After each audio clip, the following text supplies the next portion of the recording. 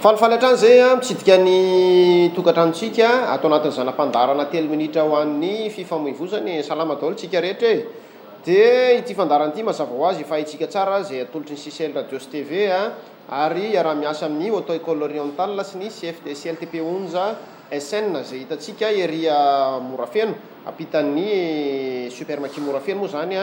ary hitatsika ihany koa eria Beril Rose ampitan'ny centre de lavage ary hitatsika koa eria amin'ny RN2 bis zany hoe eria Volontsara ampitan'ny tropical fruit. Raha ohatra ianao mba liana ao anatin'izany resaka auto école na ny ao amin'ny CLTP 11 SN dia afaka miantso ihany koa ny 034 80 804 24. Maro ny tolotra azo atolotra ho anao ao anatin'izany fa dia amin'ny fotoana hafitsika afaka miresaka misimisy kokoa amin'izay fa ny androany indray tsika dia efa fantatsika tsara fa raha vao hoe 3 minitra ho an'ny fifamoivoizana dia fifampizarana mahakasika ny fifamoivoizana, ny code de la route, ny fampiasana lalana, mety ho zavatra hafa mihitsy manodidina an'izay fa androany zany tsika satria tsika isan'andro dia mba mame ho an'ireo mpitondra fiara, mame ho an'ny mpitondra moto, mame ho an'ny mpandeha tongotra, ho an'ny olon-dehibe, ho an'ny zaza, ho an'ny tanora. Androany zany dia mba nomena manokana indray ho an'ny mpitondra bisikileta moa zany satria mazava ho azy ny mpitondra bisikileta ihany koa dia tena anisan'ny mampiasa ny lalana ary tena raha tsika tao Toamasina ny jerena dia tena betsaka tokoa ny mpampiasa zany ataontsika hoe bisikileta zany ka misy hafatra vitsivitsy. Marina hoe mety betsaka ny zavatra efa tokony fantatsika kanefa tsy mampanina moa mamerimberina satria amin'izay mba hoe tena masaka tsara ary hoe tsy henona fotsiny fa dia tena hoe iainantsika tokoa zany amin'izany satria mba fitsonjovana ny aintsika sy ny ain'ny manodidina ihany moa zany no anisan'ny tanjona indrindra sy mba hifilaminana amin'ny fampiasana ny lalana no anisan'ny tanjontsika atao anatin'ny zanam-pandarana 3 minitra ny fifamoivoizana.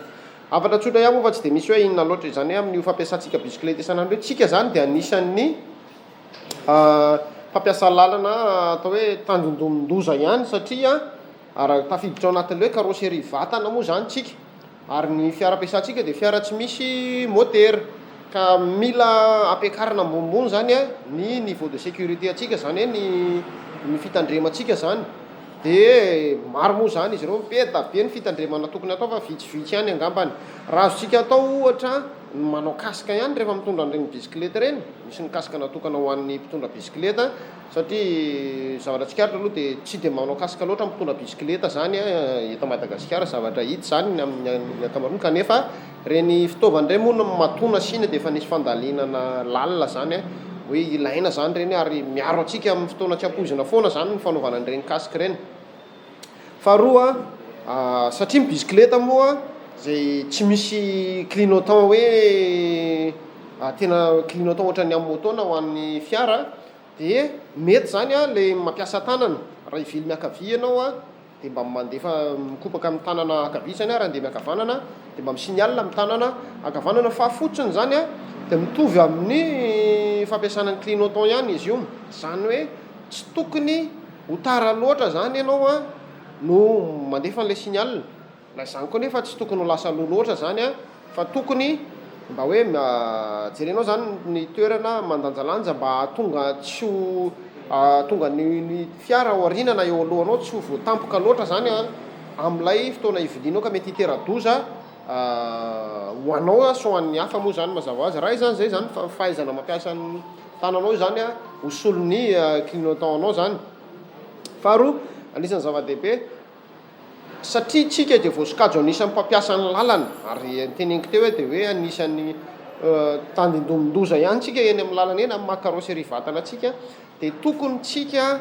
mahafehy ny fitsipika amin'ny fehin'ny lalana mazava ho azy ny code de la route zany. Indraindray manko tsika sao dia diso eritreritra hoe tsy mila permis no mitondra bisikileta zany